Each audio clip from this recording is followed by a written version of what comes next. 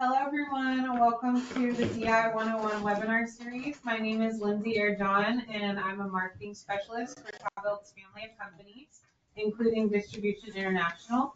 If you're new to the DI 101 webinar series, it's an incredible resource offered to DI customers, partners, and associates.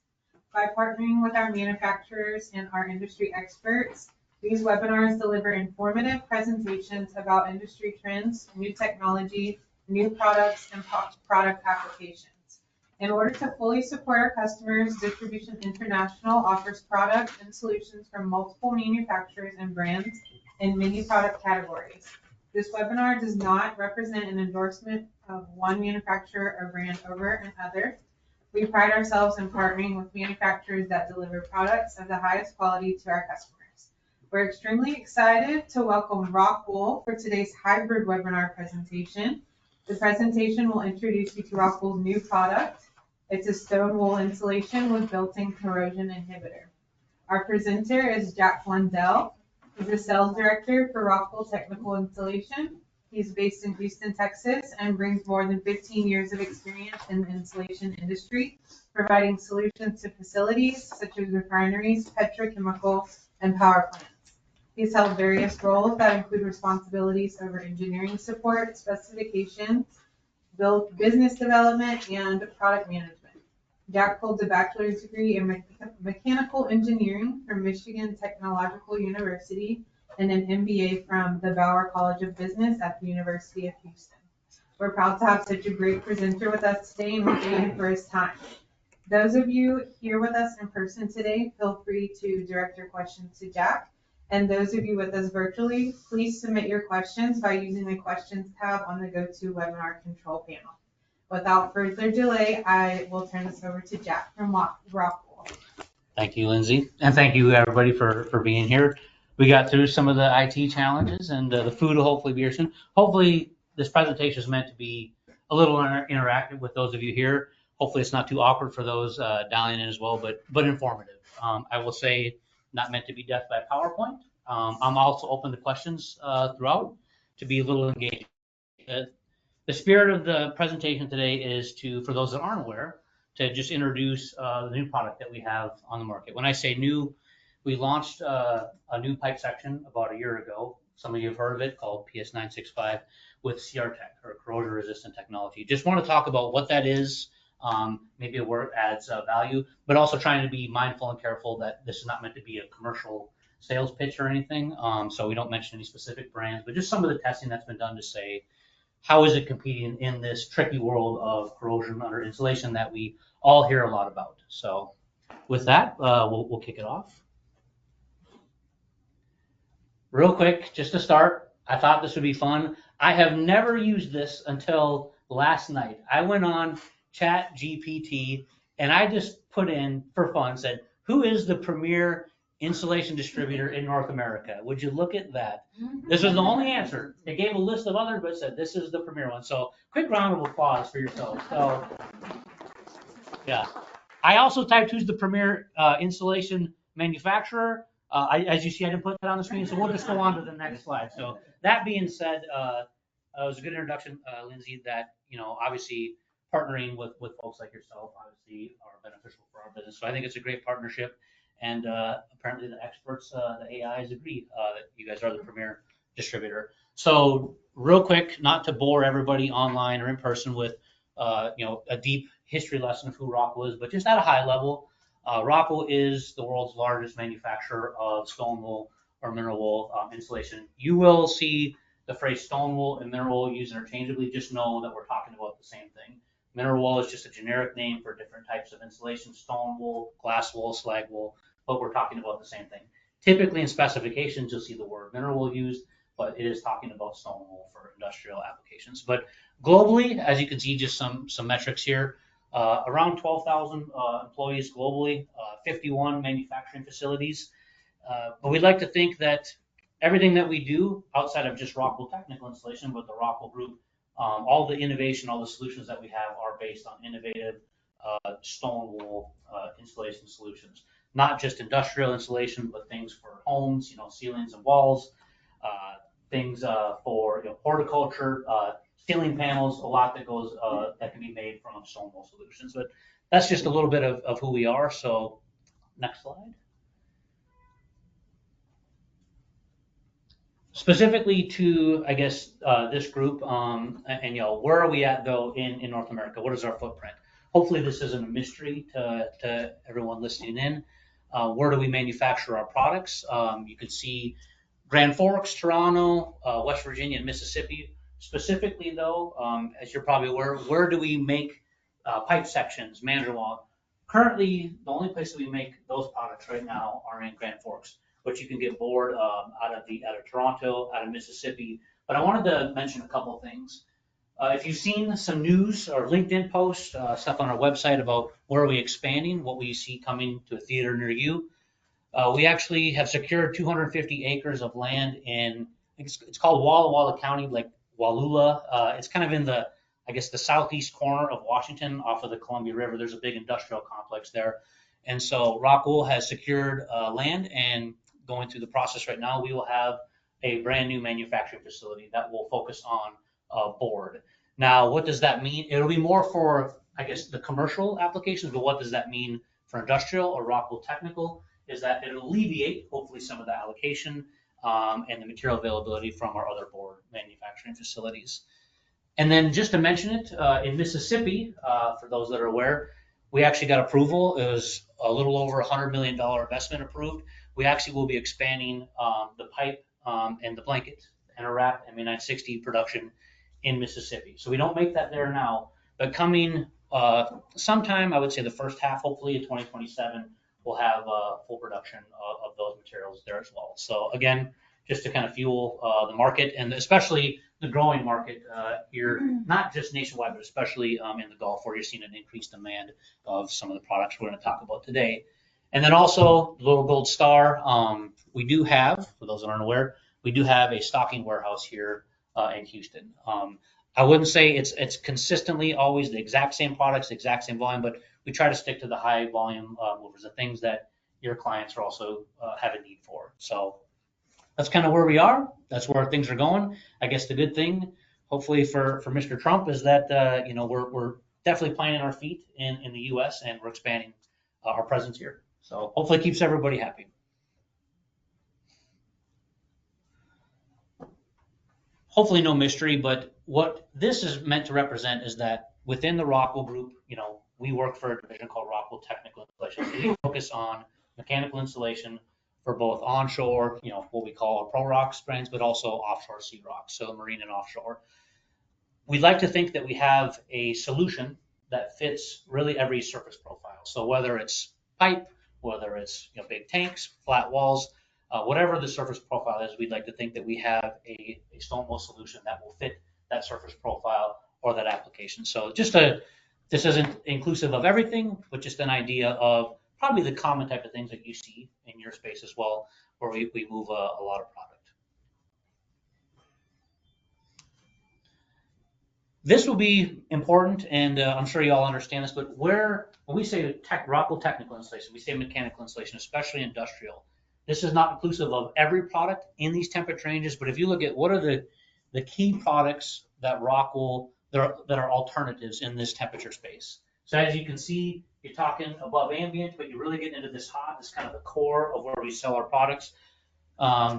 You can see the key products where, if we're looking at specifications, if we're looking at people looking at alternatives, these are really probably the core products, I would say, for lack of better words, that we compete with. And this is not meant to talk about specifics on each one of those, but hopefully that makes sense. But as you'll see, there's other products in that space, but this is really the core of what you see, what we consider the heavy industrial, technical, or mechanical installation space in that segment. First quiz question. Does anyone know what the Rockwool logo represents? And there's a prize. There's a prize. If you see someone on chat say it either, they get the prize. And the reason I didn't put any segue into this, because it would give it away, and I will offer up prizes later, that is a volcano. So this goes back to, I've heard a lot of crazy stuff. I've heard of, remember the old video game, the Atari, the space shooter thing? I don't know why that would make any sense, but I've heard a dirt bike ramp. No idea. I've heard everything. Why a volcano though? It goes back to kind of what the core. You heard this phrase, stone wool. Well, if you look at the chemical composition of our product, 97-98% of it is basalt rock, which is volcanic rock.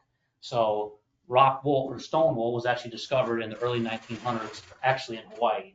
They found woolly tufts hanging off of palm trees, and fast forward a little over 30 years, that technology found its way into Denmark, where we're headquartered today, to deal with the tough, dangerous climate. They found that this stuff hanging from palm trees near an active volcano had good thermal properties and good fire properties. So it goes back to where stone wool even discovered, hence a volcano, basalt rock, volcanic rock. No prize for the group just yet, though. So, yeah, there you go. So why are we here today? What are some of the pieces of literature that you have in front of you? And for those online, obviously, Lindsay, we can follow up with a copy of this presentation and then copies of this literature. But as most of us have probably heard of multiple times from everybody, and it's not to beat the dead horse, but what is the biggest industry challenge that we're all hearing about, we're all facing, and that everybody is presenting on? It's this topic of corrosion under insulation. So that is there you go. And here we have a ride. I would say feel free to dig in as you go. Thank you. Yeah, sounds good. Thank you. So what are we doing about this space? As you probably all are aware, if you look at years past and you look at a material like stone wool or mineral wool, it's had this reputation of being a sponge or not good for corrosion and insulation. So what has Rockwool done? What's the latest innovation to try to battle this? Let's get into that a little bit. This is the only slide. We've all kind of heard about what CUI is. I think most of us are familiar with what corrosion under insulation is. Essentially, what we want to say though is that it's a chemical reaction that's happening under the insulation, right? And there's 4 components that you have to have corrosion under insulation. And if you remove any one of these, in theory, corrosion under insulation can't happen. You have to have things like unprotected metal, oxygen is in the system. This is just going to be there. The piping has to operate at a certain temperature to meet a certain criteria for the plant. So what can we do as an insulation manufacturer in this puzzle? The 4th component is water. Is there something that insulation material manufacturers can do to remove water? Again, can't really do anything about the other 3 components, but is there something you can do to eliminate water? And if you can, or help prevent it, you can help mitigate CUI. And then next slide. So what has been our solution? And this is the product we want to introduce to you today. It's called ProRox with Corrosion Resistant Technology. I will say something, Lindsay, we didn't talk about it. I have a short video clip here. If there's sound, if it doesn't play sound, we'll just go on to the next slide. So if you could, let's see if it works.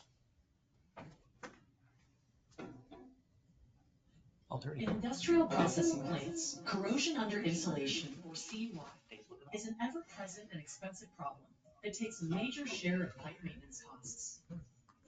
If untreated, CUI can lead to leaks that put plant personnel, equipment, and the environment at risk. Rockwool knows how critical CUI mitigation is to maintaining plant safety, reliability, and profitability. ProRox with CR-Tech Corrosion Resistant Technology delivers on these goals by taking CUI protection to the next level. Building on our 8 decades of innovation in stone wool insulation, CR-Tech is a proprietary corrosion inhibitor developed specifically for the hot and wet environments where CUI can thrive. Embedded into the inner surface of ProRox PS965 mandrel wound pipe sections, CR-Tech activates on contact with water to create a protective film on the steel pipe outer wall. ProRox PS965 pipe sections also include our proven WR-Tech water repellency technology to minimize unwanted water ingress to the pipe surface in the first place. Together, these technologies form a durable protective shield that sets a new benchmark in CUI mitigation. But don't take our word for it.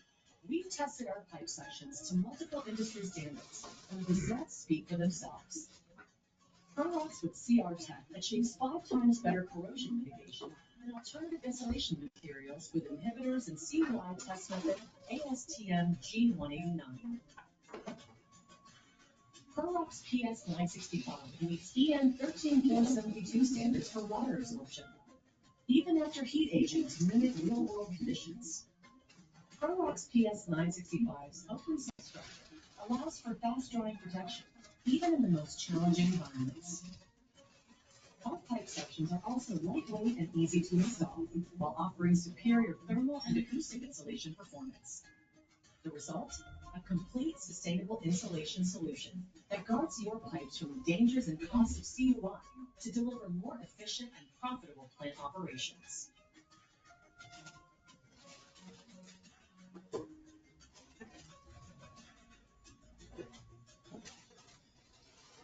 Well, that works. That was nice. Yeah, if you want to go on to the next slide. So that's probably a little more eloquent than what I can say, but what I want to show, could you go, we'll go to the next one? Oh, you're good. There we go. So what is the video saying? And just to kind of break it down a little more specifically, what we've done is, for those that are familiar, back in around 2017, we launched a pipe section, which has a technology called water repellency technology. What is that? Essentially, every fiber, when this is being produced and spun into fibers, every fiber is coated with a inorganic resin, with a hydrophobic additive to make it water repellent. So, I'll leave these here for those that want to see it. Pour water on it, rip it apart, try to get it, it'll float. And that was the first kind of leap forward in saying, how do you take this open cell fibrous material and make it quote unquote not a sponge? That was around 2017. Fast forward to last year, this is when we took the bones of our pipe sections, still with WR Tech in it, and then if you see the samples in front of you, you see the, I guess the white there, that's what is called the corrosion inhibitor, or CR Tech, corrosion resistant technology. So what exactly is happening? You're kind of getting or I guess owners rather, are getting a 2-in-1, a belt and suspenders kind of insurance policy from keeping, again, that fourth component, the water out. So as we all know, you could provide perfect insulation materials, but there's always imperfect installation, right? Whether poor installation from contractors, whatever it might be, people walking on it. What us and all manufacturers typically agree on is that water inevitably finds its way into any insulation system, even if it's a perfect insulation. And that's where the inhibitor kicks in. So what exactly is happening? When water gets in, essentially this chemistry mixes with water, creates a soluble solution. And what it's doing is it's pulling out the acidic leachates in the chloride ions and making it more alkaline. And it's laying down what we call almost a protective film on the pipe. So you're kind of buffering the leachates, the things that are driving the CUI, the acidity in the chloride ions. It's helping remove that. And it's not a 100% insurance policy. We never promote this to say be a replacement of things like coatings. It's just to say that now this insulation is in the same talking space as what are considered kind of the gold standards of hydrophobicity, CUI mitigation, the things like the perlites, the aerogels. So that's what it's doing, kind of at its core. And we'll talk a little bit about some of the information that's in the brochure of, okay, that's great, you have this, how does it perform? How does it perform in testing? How does it somewhat stack up against some other materials? And for those of you that are not in person and don't see the samples in front of us, this is essentially what it looks like. And I'm going to talk a little bit more on a slide about, does it mean anything from additional PPE, fabrication, all that stuff. Long story short, which we will talk about, is that essentially nothing has changed dimensionally, but this is what it looks like. Kind of just a faint, almost chalky look, but it's not a dust that will rise up. It's actually infused into the fibers themselves. It's actually embedded into the fibers. So it's not something that's going to create a bunch of dust, but that's the appearance of it at least. So to our knowledge, this is the world's first stone wool insulation with a built-in corrosion inhibitor. and to just quickly go through the 3 buckets of what are the real value proposition that an owner, an EPC, are getting with this material. So we'll just go through the 3 of these pretty quickly.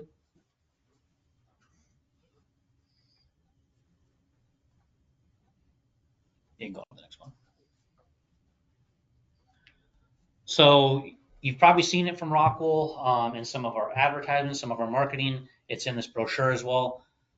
Essentially what has been proven with third-party testing multiple times is that this solution is now offering, at least at a minimum, 5 times better corrosion mitigation or less corrosion measured than some of these alternative things. Again, this is not meant to be slanderous toward any materials, and we'll keep it generic, but when you hear 5 times less CUI happening, what does that mean? So let's take a look at a couple slides of where does that metric come from. Engineers kind of have all agreed that how do you best simulate in a lab environment corrosion under insulation happening without putting it on, checking it 5 years, 10 years, but how can you do that in an accelerated way to say, is this technology doing as advertised? Is it actually helping in the CUI space?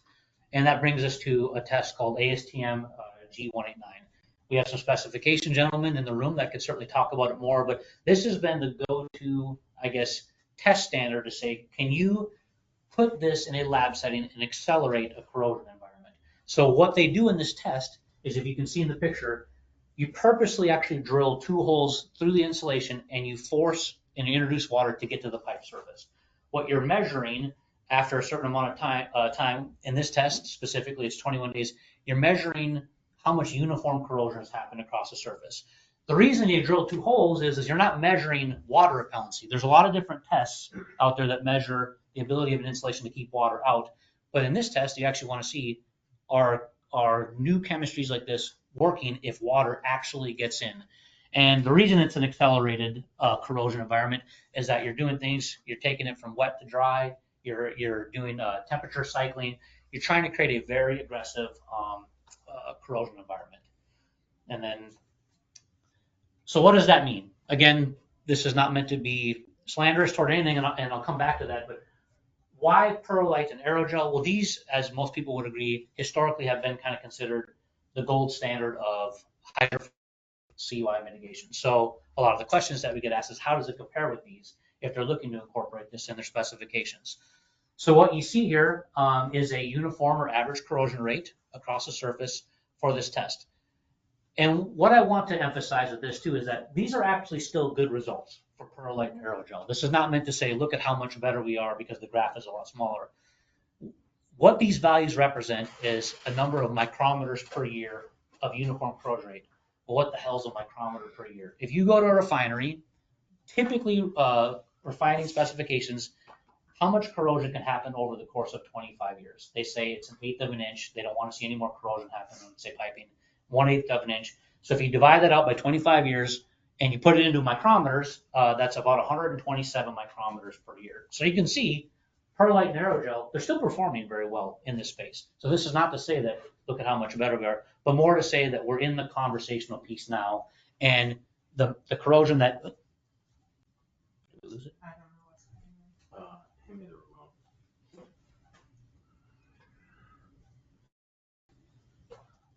A quick technical difficulty for those online.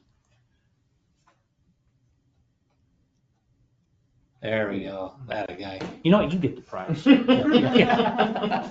Well done. Yeah. Right. Yeah. Oh, yes. So this is what you see when we say 5 times less corrosion, though. If you did the math, obviously it's a greater number than 5 times. But as with most product declarations, things with technical performance, you want to do something where you have a level of safety factor that you know it's 100% repeatable, any test. And we have multiple tests showing that we always at least meet the 5 times value. So the reason that this is important is, and the reason our specification, our technical team, introducing this type of new technology to owners and engineers, because everyone is looking at this CUI Rubik's Cube that nobody has been able to solve. Not saying that this solves it, but it's just a piece of the components that will help mitigate a little further. So, yeah. But we're all visual creatures. Sometimes boring graphs only tell a bit of a story. if you look at the materials that after the test has been completed, what does that look like? And again, this, keep in mind, even though you see some corrosion on these materials, this is a very aggressive corrosion test that's meant to simulate corrosion happening over years. So what you see though with the CR Tech is that it's now in the conversational piece with these key materials that have performed very well historically in this space. Next quiz question. Who leads the Texans in all-time receiving touchdowns? Andre Johnson. Boom, look at that. That was weighted. You don't know what my logo represents, but you know the Texans. I already knew it. I was like, yes, I know. She probably saw the slides before it started. Very good. Pay attention to class. Football. Football, baseball, Everything. basketball, any sport. That was quick, by the way. You didn't have to think about it. So this slide is not meant to be, say, boastful or anything, but more to say, that's great, Jack. Rockwool's got third-party test data. You got these nice brochures. Fantastic. Do the industry experts agree, though, that this technology is innovative and that it is working? So for those that are familiar with AMP, what used to be NACE, they have a big corrosion conference every year. And the one that happened, I guess it was late March, early April, in Nashville, Tennessee, Rockwool, what AMP does through a division called MP, their materials performance division, they reach out, or they publicly or globally say, does anybody have new innovations? Not just insulation, but anything. It could be testing and inspection. It could be software. It does not matter. Product specific, service specific. Are there new technologies that, quote unquote, show the potential for a significant positive impact in controlling corrosion? And so I can't remember how many submissions there were this year, something like 100 submissions, all global companies, some based in North America, some based everywhere. And what they do is they have a panel of what they call corrosion experts. They review the proposal to say, they look at the test data, they look at case studies, references, they look at kind of everything, and they say, does this have proof that it is making leaps and bounds positive impact in the field of controlling corrosion? And as you can see, we're proud to say that this technology was a winner. So it always helps because, again, the technology is fairly new. It's just over a year old. A lot of people, do they want to be the guinea pig? Do they trust that the data is what it is? And luckily, the people much smarter than some of us in this room, the Rockwool people, that is, they agree that it is working. What I will say, and I didn't put on this slide, is that for those that might remember, back in 2019, WR Tech, the water repellent technology, actually won this award as well. So again, you're getting a solution now with the water repellent technology, the hydrophobic additives, the corrosion resistance, the inhibitor, and you're getting two technologies that the experts have said have made a big leap forward in the field of CUI. So all good news, yeah. And then just real quickly, we talk about different buckets. I won't get into a cost conversation. I felt this is not the appropriate platform for that. Try to be more educational. But if you're looking at simple, low-cost installation, one thing that is very important for contractors and owners and for y'all to know is that, okay, you have this new technology, right? I can see it in there. Does that do anything in terms of new dimensions, new fabrication techniques, PPE, any of that? And the answer is no. It is built on the bones of the hopefully the pipe sections that everyone has come to grow and love in terms of being kind of dummy proof, easy to install. So no additional PPE required. In fact, there's no changes to the safety data sheet, no different fabrication or installation techniques. Dimensions stay the same. Again, one question that we get is, well, this is sprayed in there. Does that not add a little thickness to the inner diameter? The answer is no, because it's actually infused or embedded up into the fiber itself. So the dimensions all stay the same.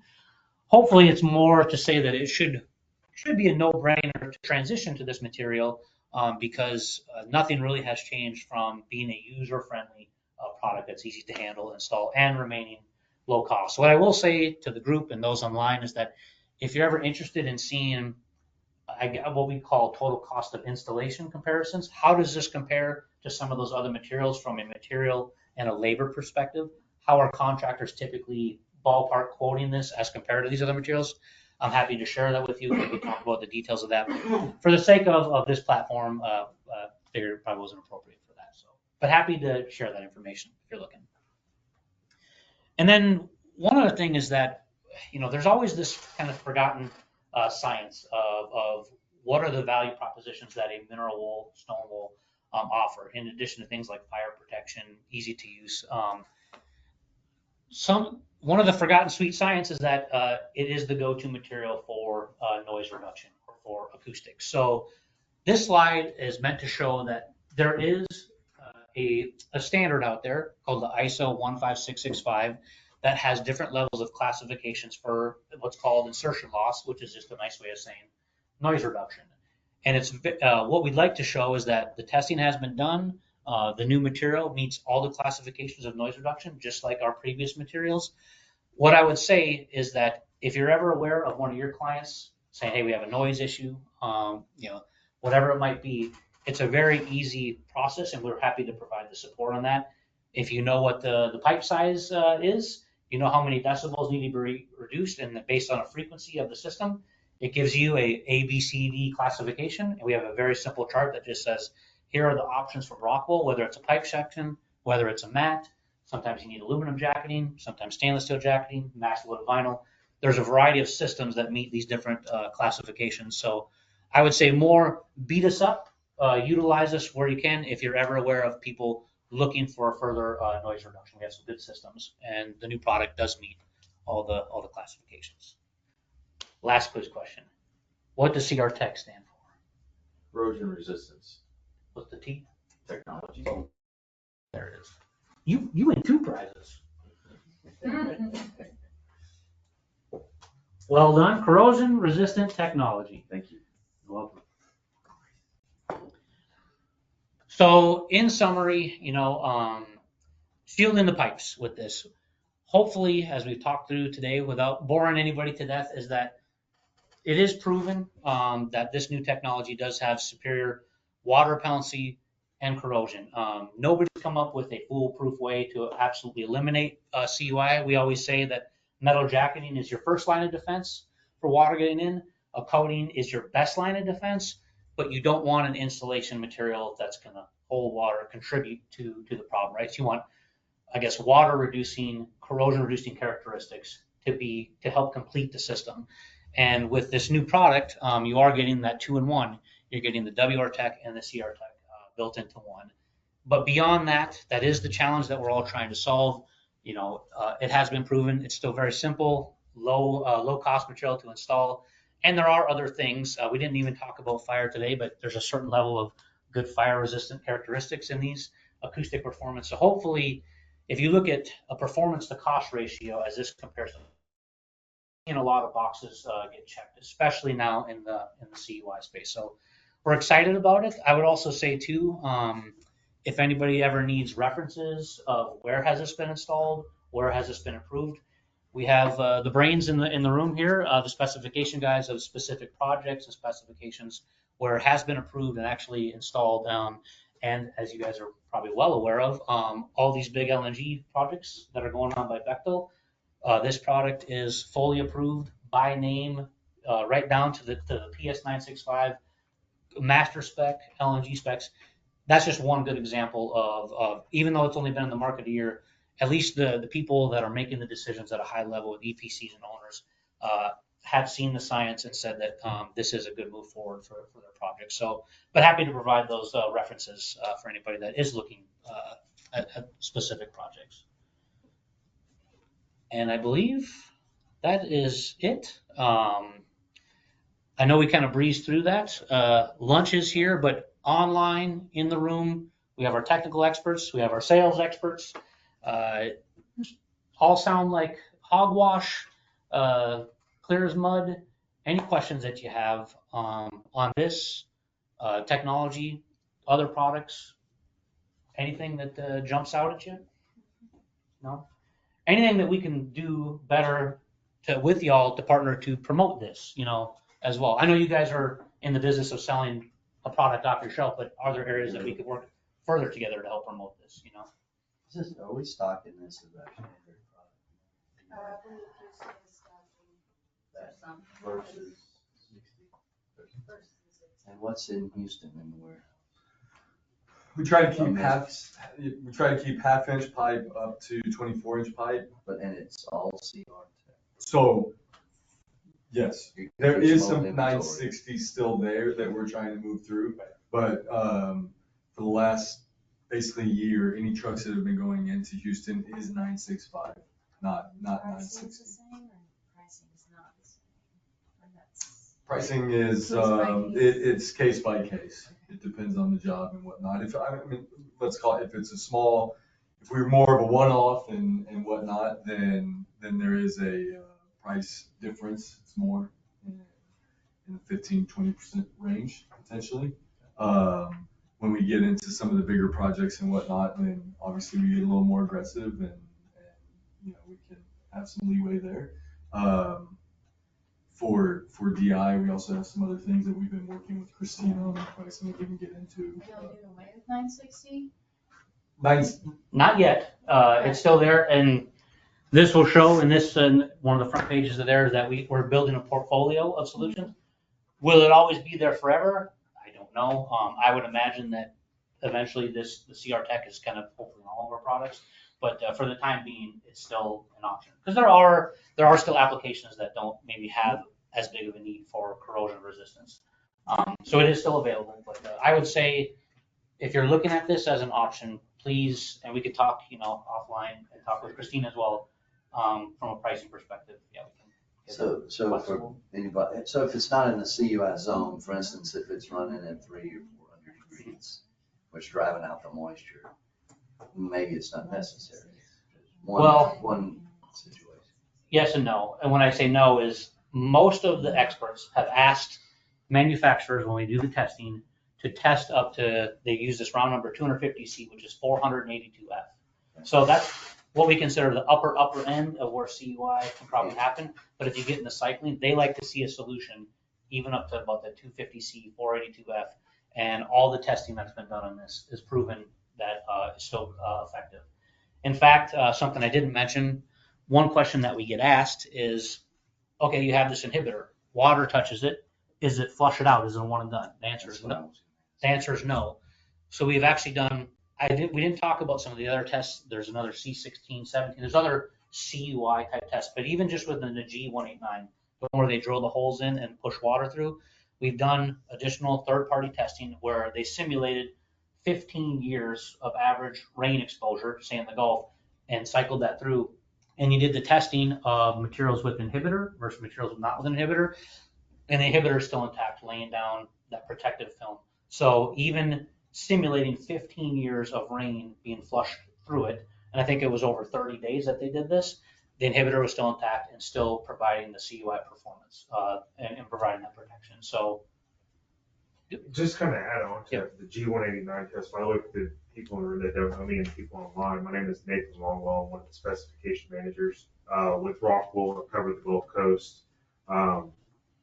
With the G189 test, not only did they flush through water, they would stop it for a 4-hour period and then turn it back on and then cycle the temperature inside the pipe between about 180F to about, like Jack said, about 480 with a testing oil to really simulate a refinery or petrochemical process. And so they would allow for a 4-hour dry period and then turn the water back on, turn it off, turn it on. And like Jack said, they did this for about 21 to 30 days over multiple different third-party tests. But I would say, Kenny, if you have anything that you're looking at, I think a key thing too is this cycling thing, right? Even with stuff that say it does go up above 500, 600, 700 degrees Fahrenheit, but it turns on and off. There's always that. The cycling is considered a very aggressive corrosion cell as well. So things that come back down in that temperature range will make that CUI still a risk. But I would say you're not wrong in saying that, say like power plants, they typically operate at a much higher average temperature. So there's not as much focus or a need with a CUI solution, but they still have it, and so they like to at least have the option if it is there. But I would say the beauty of this is, and sometimes where mineral wool is not used, is that sweet spot of 120 to that 480, and whether on carbon steel or stainless steel, where a lot of that aggressive corrosion is happening. All the testing that's been done is what you see here today and more. It's in that temperature range to show that this is proven to be an effective solution in that sweet spot of corrosion. Yeah. So as we're looking at a cylinder, what technology keeps all of this corrosion inhibitor at the top instead of washing all the way down to the bottom and settling? Because it's gonna have to stay 365 degrees on that pipe, not just wash down. So what was y'all's solution on making sure that it stays where it's supposed to? As a uniform covering. It's not a spray coating on the inside surface. Yeah. It's going almost like 3 to 5 mm thick inside surface. It's impregnated into it. Okay. So Yeah. wear and tear, water, water is what works on it. Dissolves the solution, it forms a passive layer on the pipe, or not the entire pipe, but where the water is touching it. Okay. Yep. So it's gonna settle where the moisture is. This, for lack of better words, only works, right, when it actually, water has mixed with it Sure. and laid down where the water is. But as Abraham said, because it's actually infused up into the fibers a certain distance, it's actually held on the fiber. And part of that is the testing to say, when the water comes in, is it flushing it off the fibers? And the answer is no. Yeah, so you're still. And I also think what you were getting at is when Jack earlier said, it becomes a coating, Right? Yeah. right? So Yes. and when it hits it, it coats it kind of like glue will, but not a runny glue. Right. A sticky glue, so it'll stay. So in it has fine. its viscosity is a very high viscosity, so it hangs where it grabs. That's the science, is that wherever it is and wherever it's happening, it's going to lay right there, right? Okay. Yeah. It's not like a new corrosion inhibitor out in the world out there. This is sodium silicate based, not just sodium silicate, but a lot of other things too. Okay. So sodium silicate is a very proven corrosion inhibitor in some of the other products we sold already. So Yep. it's already being used in the industry for decades. It's just that Rockwool or Rockwool is having that for the first time. Yeah. Think of how when water interacts, think of something like a perlite, how the inhibitor behaves, where it moves, how it lays down, very similar type of process. Yeah. Just our chemistry is a little different. Sure. Hopefully, yeah. But as Abraham said, the silicate-based technology has been there. Yeah. Sort of a simple idea is it mixes with chlorides and becomes a sort of a harmless salt. Well, it neutralizes the Neutral pH. compound. The pH usually, it's around 10 point something when you start before heating and everything, but then it goes down to the 9 point something range with time, over time, water, temperature, whatnot. But this inhibitor keeps it the same. It's always 10 point something. Even from all the testing we have done, not just, the few 30 days, but we have done some of the other tests which goes around for 350 degrees Fahrenheit for 90 days. And it's still the pH is still the same. So that's also one of the things that works with it. So you keep that way above that.